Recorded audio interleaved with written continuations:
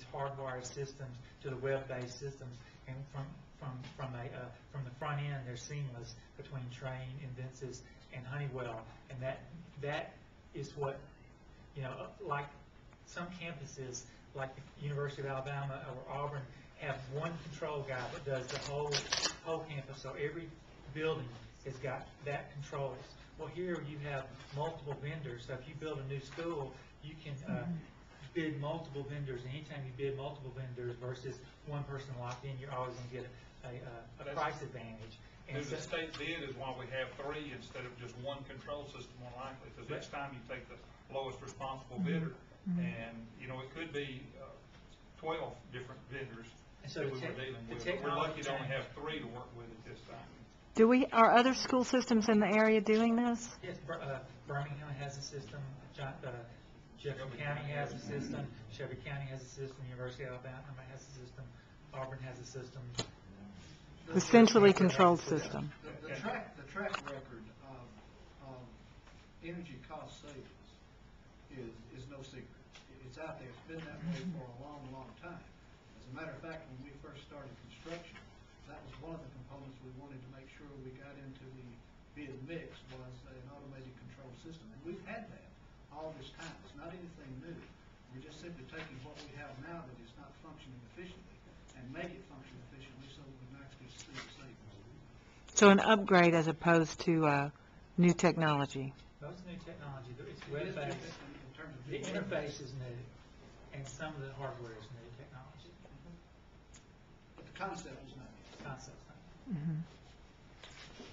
A small question. Is it financially feasible so it doesn't hit our budget all at one time, to spread it over a 2-year budget, and start with the schools that have the worst dollar per square footage first, phase those in? And I know the bid process, but sometimes you can get contractors to commit, especially to our large school system. Well, to sort of answer that question, this won't be an expenditure that we will have tomorrow. It won't be an expenditure that we'll have next month, because as this installation process progresses, there will be graduating payments over that time period. So if it takes 15 months, then it's going to take 15 months to pay back. And also, these are small contractors. These aren't big general contractors. These are control contractors acting as general contractor. And one reason they want to finish at 12 months is because they get a penalty on their bond after 1 year, and I don't think they'll be able to bond the job for 2 years. And we have 100% payment and performance bonds. And the thing that concerns me, and I have children in the school system too, and is if we did rebid and the economy did take a big upswing, we may pay that 1.2 to 1.5 million projected instead of the $820-something thousand for this package. So then we've lost again the way in that respect. So to rebid is an uncertainty, because I think the numbers were real good. We're not talking about pushing it to that part of the envelope. Definitely not. Can I? I want to make one more comment, and talk about this point. The low-hanging fruit, as we've discussed, is lighting. You've got a tremendous amount of internal load as a result of all the technology initiatives we got. And I'm not aware, outside of what Ms. Ante started pursuing here about 6-8 months ago, that we've done anything on a consistent, meaningful basis to take advantage or to address those issues right there and on the school level. And it's a behavioral thing. We want to pay a company $700-something thousand to come in here and get somebody to go around and tell people to turn this stuff off. And sometimes, some of the buildings have got automatic off-on switches, motion activated switches. Some of them are running 24/7 though, because you can't turn them on. Air conditioners running 24/7. I'm talking about the other 20%. You raise a good point, Mr. Cooper, but on the flip side of that, in all of our new construction that we have been doing lately, we have put in those components, sensors to turn lights off when movement stops in the classroom. We have gone to some expense to do that, to save that money. And we can do that with the other schools. It's just going to take another capital outlay to do that. And in terms of educating people to turn off lights, we probably have not done a good job. That's one of the things that we're trying to correct. Well, I know you put those particular types of equipment to include high-efficiency lighting in the new schools that we've built.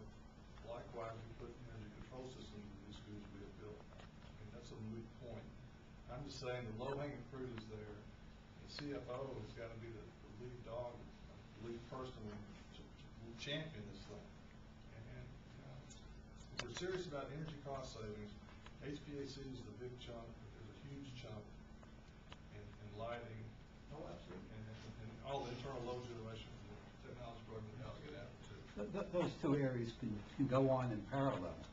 You know, there's different personnel involved in them. So, and I've always been one to believe that you make a certain small investment, and as you start getting the return from there, you're turning over that money plus the savings that you're making to fund things, so that in essence, while let's say this is $826,000, if we truly keep track of what we're saving energy-wise as we go along, we can actually see it and say, okay, after 9 months, we've broken even, okay, with regard to our overall cost. But we don't know this yet. There's a lot more that we need to know to put those pieces together. This could be a win-win for everybody. I'm not opposed to the system. It's just that it's a surprise to see something of this magnitude come here with so little information. Mr. Singer, let me address something real quick on that. On June the 5th of 2008, we had a Mr. Ross Kelly address the board. I don't know if you all remember him. Mr. Kelly addressed the energy consumption of the schools. And at the time, he believed that his program could save 25 to 30% or more in energy consumption with no capital outlay, energy, and that involved energy education, etc. Whatever happened to him? He's living happily in Atlanta. Okay, why would it no additional expense, energy consumption or capital outlay? Okay, There was I'll very- go ahead and address that since I was intimately involved with that for 3 Okay. years. It took me roughly 2.5 to 3 years to finally get comfortable. This is me personally, I'm speaking for nobody else, okay, to finally get comfortable with that concept. After spending a lot of time researching what they had done across the country, in this area of the country, I was comfortable with it. But at this point in time, because of the extended amount of money that we would have to pay up front, and with the climate that we're dealing with from an economic standpoint right now, it might not be the best way to go. I think the concept is still good. I still believe in that concept. But we may be able to do it differently and almost as efficiently as they can do it without having to have that expenditure up front. I don't know that issue. There's just schools of thought there. Actually, that's what had gotten me interested in what was happening when I read that in the newspapers. And in addition to paying them close to $50,000 a month in fees, and hiring somebody full-time at $60-some-odd thousand a year, and splitting energy savings with them, I found it hard to believe that you could actually break even on what your mandatory costs were for them.